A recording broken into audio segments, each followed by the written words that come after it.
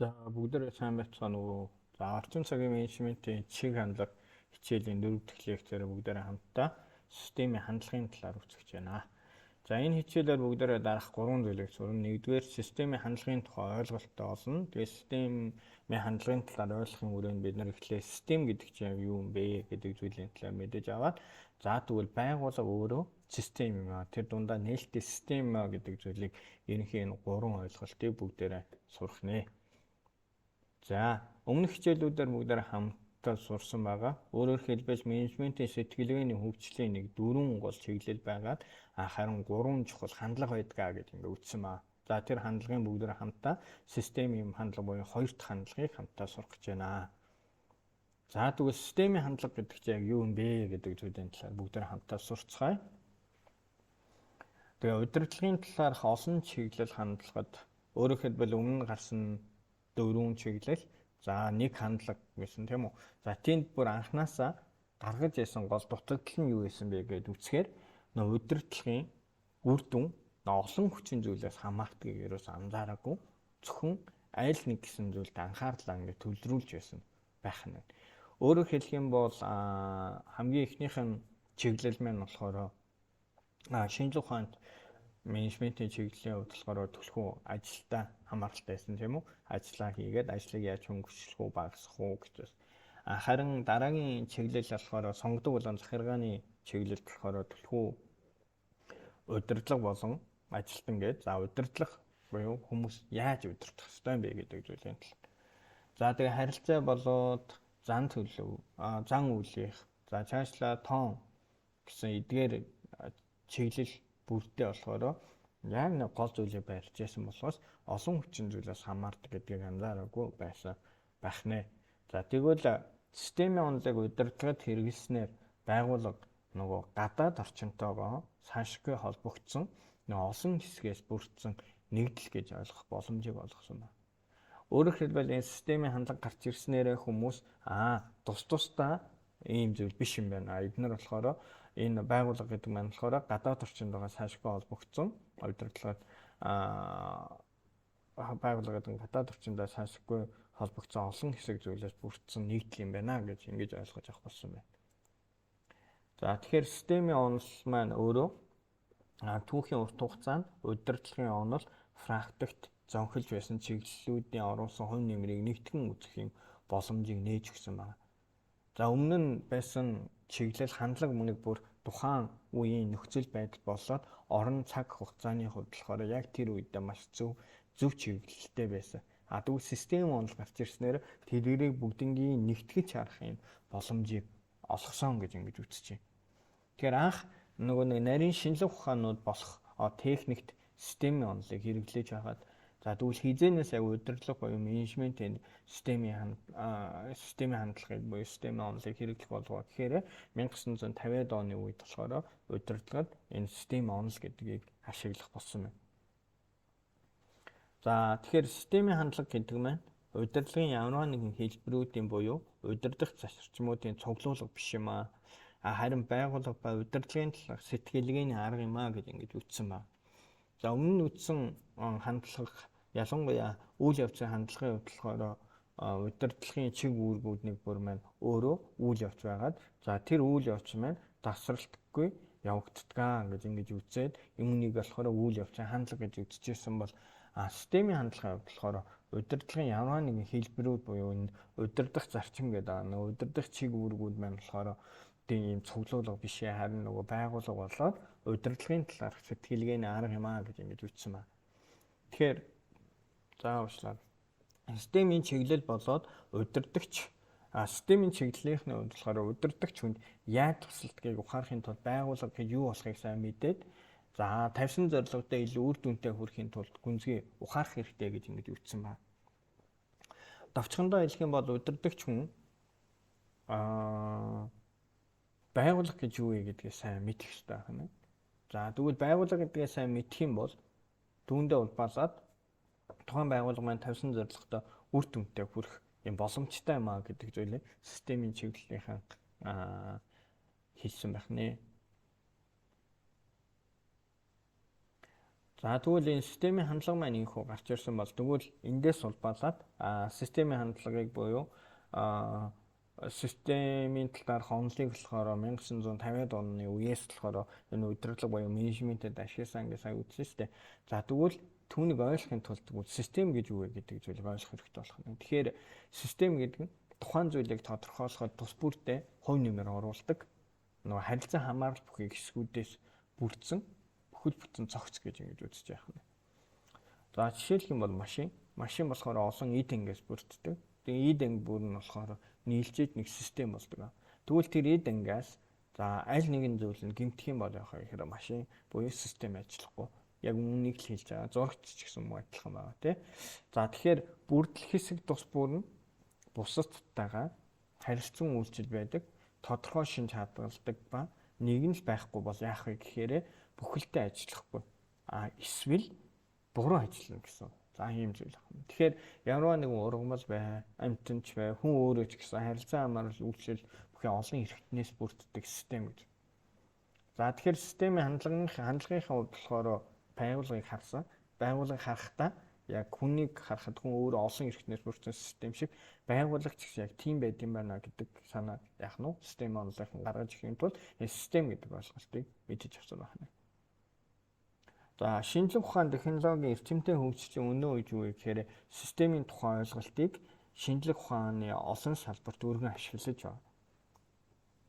За нөгөө талаас уялдаа бүхий объектуудын олонлогийн систем гэж хэвчилсэн нөгөө үзээд байгаа.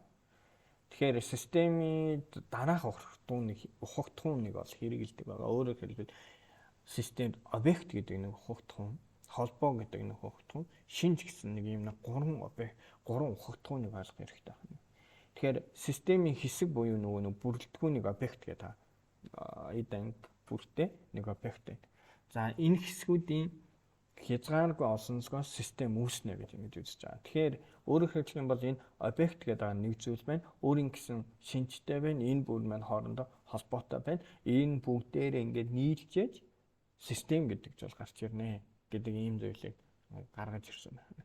Ойлгож авах хэрэгтэй байна.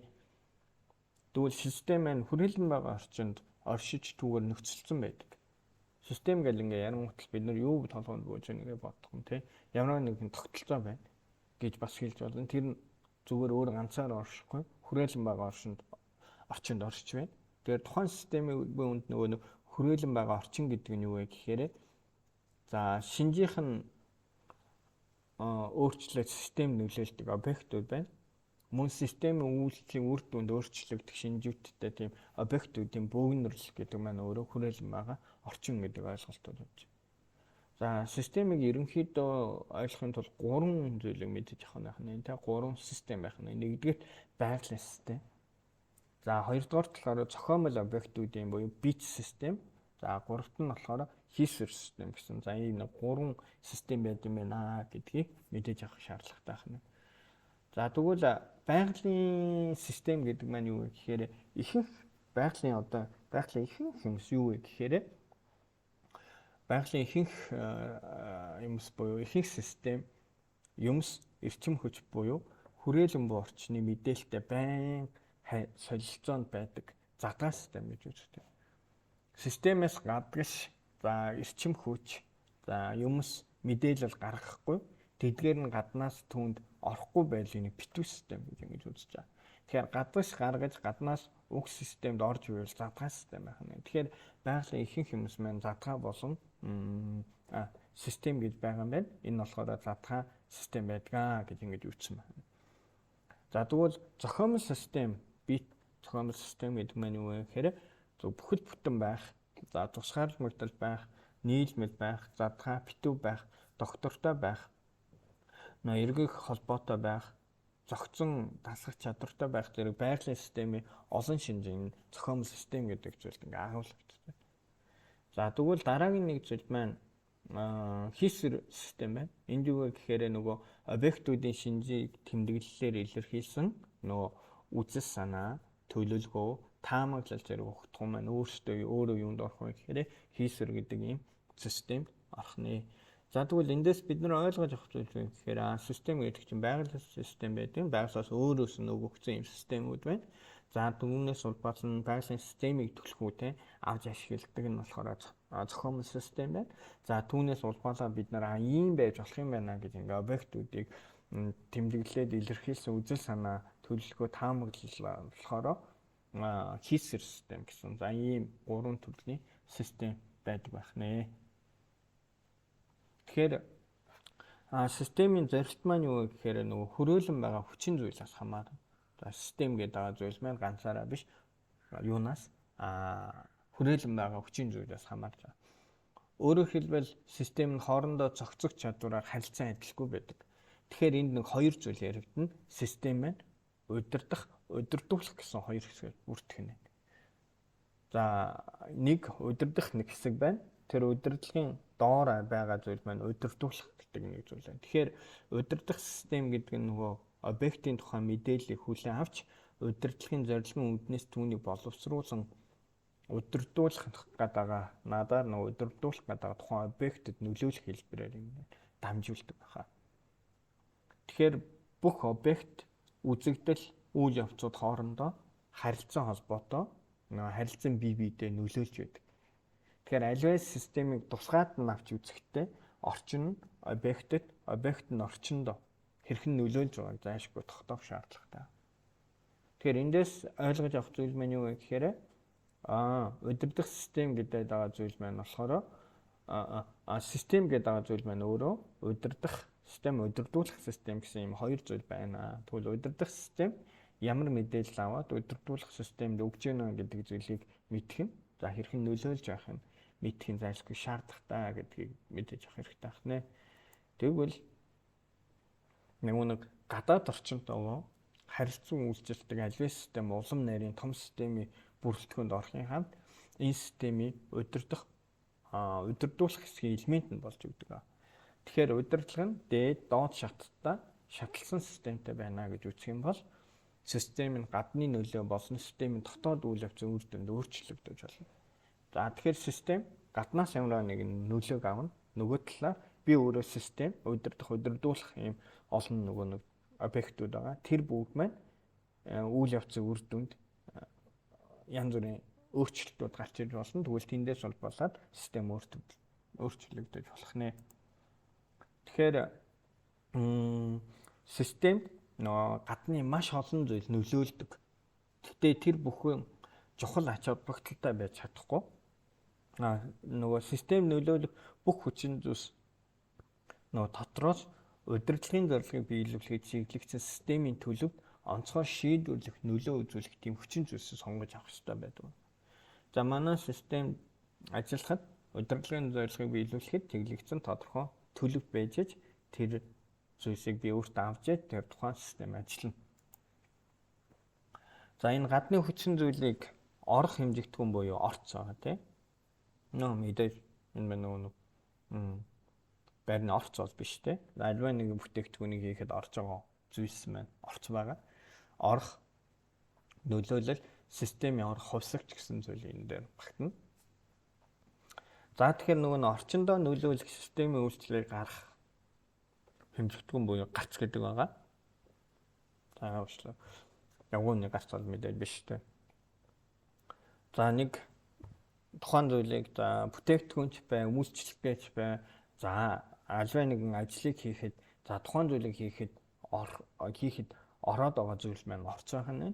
За тэр зүйлийг хийгээд гарч байгаа нь бол гарч байгаа. Тэгээ гарах хэмжигдэхүүн ямагт орох хэмжигдэхүүний дараа тохиолдох нөгөө үр дагавар байгаад орох хэмжигдэхүүн нөгөө гарах хэмжигдэхүүний өөрчлөлт шалтгаан ингээ болдог байгаа. За тэгвэл эндээс альва байгууллагч гэсэн бас систем гэж ингэж үзэж байгаа.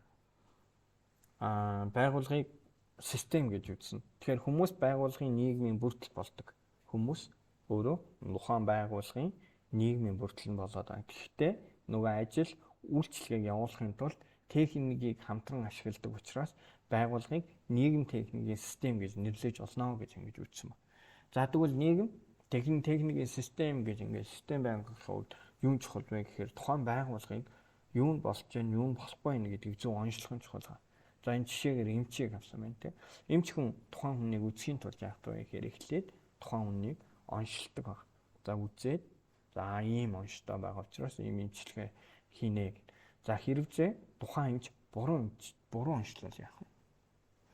Буруу онцлох юм бол тухайн эмчилгээ үр дүнгүй цаашлаад тухайн өвчтөд нь амь нас ирсдэг аюуллуулах. За яг түүнтэй адилхан байгууллагын хувьд байгууллагыг зөв оншилж зөв авч явах нь чухлаа гэдэг зүйл энд яригдчих. Тэгэхээр сайн удирдагч хүн нөгөө байгууллагынхаа асуудлыг онцлох. За юу болж байна, юу болохгүй байна. Дараа тэр оншилчод үнэлт өгнө. Сайн муу дуунтай. Тэхийн тул яах вэ гэхээр нөгөө нэг байгууллагын гол нөгөө бүрэлдэхүүн хэсгүүдийн тухай мэдээлэл цуглуулад шинжилгээ хийнэ. За шинжилгээ хийсний үндсэн дээр тухайн нөхцөл байдлыг залруулах, сайжруулах чиглэлийн шийдвэр гаргах хэрэгжүүлдэг байна. Тэгэхээр аливаа байгууллага нээлттэй систем байна гэж үзэж байгаа тийм үү. Тэгэхээр удирдагч хүмүүс ямар ч ийм системд үйл ажиллагаагаа эрхэлнэ. За тэгэхээр байгууллага зөвхөн ганцаараа орсон тогтнол гадны ямар ч нөлөө байхгүй гэж үгүй. Байгууллага мэдээ дотоод үйл ажиллагаанаас улбаад байгууллагын орчин одоо хоёр ангилаад байгаа тийм. Өөрөөр хэлбэл гадаад орчин, дотоод орчин. За дотоод орчин гэдэг нь тухайн байгууллагын удирдлагаас хянж болдог тэр хэсгийг хэлж байгаа бол гадаад орчин гэдэг нь байгууллагын зүгээс сонирхдохгүй байгаа тэр орчныг хэлээд. За тэгэхээр ямар нэгэн байгууллага оршин тогтнох хэсэг нь юунаас хамаарат байна гэхээр гадаад орчноос хамаарна гэж энэ системийн онцлог хүндэж байгаа. Тэгэхээр удирдлагын талаар урд үүссэн чиглэлүүд нөгөө байгууллагын орчин хаалттай систем гэж үзсэн. Өөрөөр хэлбэл гаднаас юм арахгүй, гарахгүй нөгөө хаалттай систем гэдэг түрүү хэлсэн тийм. Нээлттэй буюу задгаа систем бол гаднаас авна, буцаага гаргана гэж ингэж үзсэн. Тэгэхээр өмнөх чиглэлүүд болохоор байгууллагын орчин за ерөөсөө л хаалттай гаднаас явахгүй, гарахгүй яг л өөрөө ингэж оршин тогтнох хэрэгтэй гэж ингэж үзчихсэн байна. За тэгэхээр байгууллага тэгвэл нээлттэй систем байна гэж ингэж үзэж байна шүү дээ тий. Тэгэхээр байгууллага нээлттэй системийн хувьд ийм нэг загварчлал байж болно гэж гаргасан байна. Энэ маань бид бүхэн хамгийн сайн мэддэг завд. Өөрөөр хэлбэл орц тухайн байгууллагыг за түүнээс хувиргах процесс буюу хувирал за түүний дараа гарц гэсэн за ийм нэг ерөнхий гол нэг загвар байна гэж ингэж үзсэн байна. За энэ загварын хүрээнд орц гэдэг маань мэдээлэл байх нь мэдээллийн орц, материалын орц, капитал буюу хөрөнгийн орц, хөдөлмөрийн нөөц, хүний нөөц орц гэсэн за эдгээр нэг орцууд байна. Эдгээр зүйлийг ашиглаад бид нар яах вэ гэхээр нэг орцуудыг боловсруулна. За түүнийг хувиргана. За удирдлагын үр дүнгээс энэ маань юу вэ гэхээр шалтгаална. Хэр зэрэг орц материал хүний нөөц байна. Яг тэрийг хэр зэрэг хувиргаж байна гэдгээс хамаарат юу гарч ирэхээр гарц гэдэг зүйл гарч байна. Нэгсэндээ бүтээгдэхүүн үйлчлэгээ болж гарч байна. За бүтээгдэхүүн үйлчлэгээ байна. За бизнесийн ашиг байна. Өөрөөр хэлбэл энэ зүйлийг хийснээр бизнес ямар ашигтай байна. За нийгмийн хариуцлага байна. За тийм зах зээлд ижлэх хувь бол одоо өсөлт байна. За дараагийн нэг зүйл байна. Энэ зүйлийг хийснээр бүтээгдэхүүн үр дүнтэй гарснаа ажилчдын танаа байгууллагын ажилтны ажилчдын сэтгэл ханамж ямар байна гэдэг. За энэ зүйл яригд. За энийг болохоор нээлттэй системийн загвар гэж ингэж үзэж байгаа. Тэгвэл байгууллага өөрөө маш нарийн бүтцтэй дотроо ерөнхийдөө хүн, машин гэх мэт ингээд дэд хэсгүүдээс бүрддэг гэж үзэж байгаа. Тэгээ эдгээр хэсгүүдийн дэд хэсэг гэх ба удирдлагт нэн чухал ойлголттой байна. За манайх байгууллага гэдэг нээлттэй систем байна гэх юм бол ганцаараа биш байгууллагын дотор дэд системүүд байна. Тэгэхээр нөгөө байгууллагыг бүрдүүлж байгаа нийгмийн болон техникийн элементүүд нь түүний дэд систем болно. Тэгээд дэд системүүд дотроо дэдийн дэд системүүдэд ингээ хуваагдана гэж ингэж үзэж байгаа. За манай одоо жишээлх юм бол түрүүн зохион байгуулалтын талаар үзэх юм бол захирал байна. Захирлын дор дэд захирал байна. За түүний дор юу байж болох вэ? Удирдлагын дор албаны дарга нар байна. За 3 алба байна. Алба дотроо дахиад нэгж хуваагдах гэдэг ч юм уу. Ингэж явсаар хагаад энэ маань дэд системүүд юм аа гэж ингэж үзсэн байна. Тэгэхээр хамгийн дэдийн дэд системийн гажилт бүхэл бүтэн систем яах вэ нөлөөлж болно гэж үзсэн. За тэгвэл системийн онолын гол барьж байгаа зүйл маань энэ. За тэгэхээр магадгүй машиныг жишээ авсан байна. Машин байна гэдэг үзэх юм бол дамжуулах нэг утас. Жишээлбэл цахилгаан дамжуулдаг нэг утас нь тасарсан гэдэг үзэх юм бол машин бүхэлдээ хасахгүй. Яг үүнтэй адилхан байгууллагын хувьд байгаа бүхэл нөгөө нэг дэд системүүд маань ажилт үүсэх юм бол байгууллага бүхэлдээ үйл ажиллагаа явуулж чадахгүй гэж ингэж үзэж байгаа. За байгууллагын айл нэг цех, за хэсэг, за түүгээр барахгүй хүн бүрийн үйл ажиллагаа нь нийт байгууллагын тавигдсан зорилгыг яаж биелүүлэхэд нөлөөлнө гэж ингэж үзсэн байна. Зөвхөн цех, зөвхөн хэсэг гэхгүй тухайн хүн ч гэсэн өөрөө ямар үйл ажиллагаа явуулж байна, яаж хийж яана гэдгээс хамаарат нийт байгууллага тавигдсан зорилгыг яаж биелүүлэхэд энэ нөлөөлнө гэж үзсэн. Тэгэхээр онлын хувьд нөгөө удирдлагын асуудлыг авч үзэж байсан чиглэл бүр юу байсан бэ гэхээр байгууллагын айл нэг буюу за сайндаа хэд хэдэн дэд системийг анхаарал бусдыг нь орхитуулж байсан ба. Тэгэхээр өмнөх нөгөө удирдлагын асуудлыг авч үзэж байсан чиглэлүүдийн гол дутагдaltaа тэгээд хязгаарлагтай зүйл нь юу вэ гэхээр за ганцхан жишээлбэл ажлын эсвэл удирдлагыг чухалчил за зарим нь яг чиг үүргүүд ингээд чухалчлаа хэд хэдэг үзэж байсан. Гэхдээ нийтэд нь харж үзээгүй байсан нь болохоор энэ дутагдaltaа тал юм аа гэж ингэж үзэж байна. Тухайлбал нөгөө нэг зан үлийн чиглэлийнхэн нийгмийн дэд системийг за шинжлэх ухаанч чиглэлийнхэн болохоор техникийн дэд системийг анхааран судалж байсан. Өөрөөр хэлбэл зан үйлийнхэн болохоор нийгмийн өрөөнд за ийм байна гэж үзэж байсан. Шинжлэх ухааны чиглэлийнхэн бол техникийн хувьд гэж ингэж судалж байсан байх нэ. За энэ чиглэлийнхэн байгууллагын үндсэн бүртгэл хэсгийг зөв тодорхойлж чадаагүй байна. Саяны чиглэлийнхэн тийм. Тэгээ байгууллагын гадаад орчны нөлөөллийг аль нэг чиглэлд авч үздэггүй байсан ба. Харин удирдлагын нөгөө сүүлийн үеийн шинжилгээгээр гадаад орчны хүчин зүйлүүд нь нөгөө байгууллагын амжилтанд хэрхэн нөлөөлөх, за удирдлагын арга хэрэгслүүдээс ямар найдвартай амжилтанд хүрэх тэгээ илүү боломжтой өөрчлөлт тодорхойлдог болсон ба. Профессор Родсенвег болон Кастийн тодорхойлснууд энэ системийн онол нь удирдлагын ухааны нэн тэргүүний чиглэлүүдийг боловсруулад тэгээ санал болгож байсан үжил баримтлалуудыг нэгдэх үндсэн болсон гэж үзсэн байна. Өөрөөр хэлбэл яг энэ чиглэлийн хувьд болохоор за удирдлагын ухаан буюу менежментийн чиглэлүүдийг за ийм чиглэл байна гэж гаргаад санал болгож байсан нөгөө үжил баримтлалууд байгаа шүү дээ. Өмнө нь гарсан тэр бүгднийг нэгтгэх юм үнцийг тавьсан гэж үзсэн байна.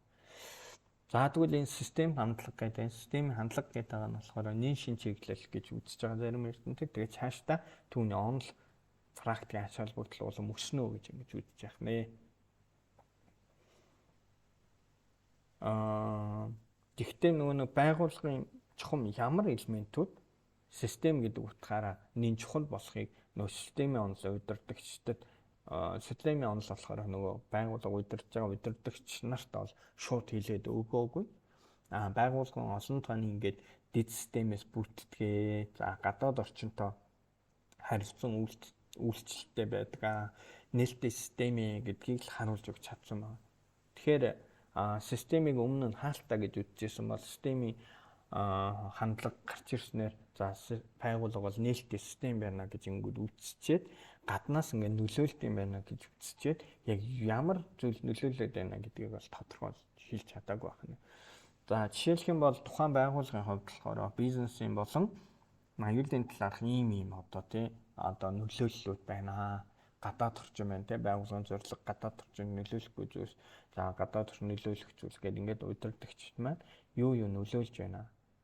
За цаашлаад нөгөө бизнесийн боломж болон аюулын талаарх мэдээлэл энд өрсөлдөгчд, хэрэглэгчд, хууль, улс төрийн бодлого, технологи, нийгэм соёлын өөрчлөлтүүд маань харилцаа холбоодохдоо шийдвэр гаргахад ингээд нөлөөлөөд за ингэж явсаар байгууллагын харилцаа гэсэн за ийм байдлаар нөлөөлнө гэдэг зүйлийг л харуулсан болохоос яг ийм зүйл нөлөөлнө гэдгийг хэлж чадаагүй байх нэ. Тэгэхээр системийн онол удирдлагын чиг үүрэгт нөлөөлөгч үндсэн хувьсагч хэмжигдэхүүнийг илт тодорхойлдоггүй. За энэ онолын хувьд болохоор сая хэлсэнчлээ.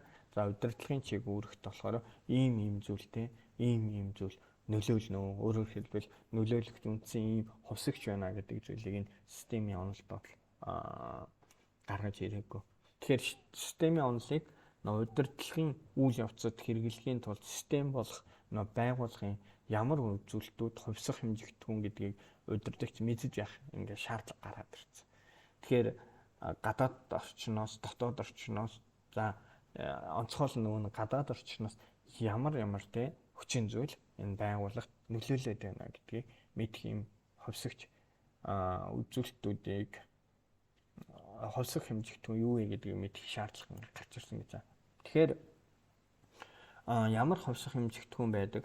За тэдгээр нөгөө байгууллагын үр ашигт хэрхэн нөлөөлдгийг тодорхойлсон системийн онолын лог үргэлжлэл болох нөгөө нөхцөл байдлын хандлагын үндсэн хувь нэмэр гэж ингэж үзэж байгаа. За системийн онолын хувьд болохоор гол гаргаж ирсэн зүйл маань юу вэ гэхээр системийн онол маань за өмнө нь болохоор чиглэлүүч бай хандлага нь за тусд нь эсвэл 1-2 зүйлийг авч чухал гэж ингэж үзэжсэн бол системийн онолын хувьд болохоор тэр бүгдийг нэгтгэж хараад за байгууллага өөрөө систем байна, гаднаас нөлөөлдөг юм байна. Гэхдээ юу нөлөөлдөг гэдгийг тодорхойлж өгөөгүй байгаа. Тэгвэл яг юу нөлөөлөөд за юу байгууллагт нөлөөлөд байна гэдгийг мэдэх боломж нь болохоор нөхцөл байдлын хандлагт гарч ирсэн ингэж үзэж болох юм. За тэгээд өнөөдрийн хичээлээр анхааралтай сонссон бүгдэнд маш баярлалаа. Тэгээд дараагийн хичээлээрээ бүгдээрээ уулзцаая.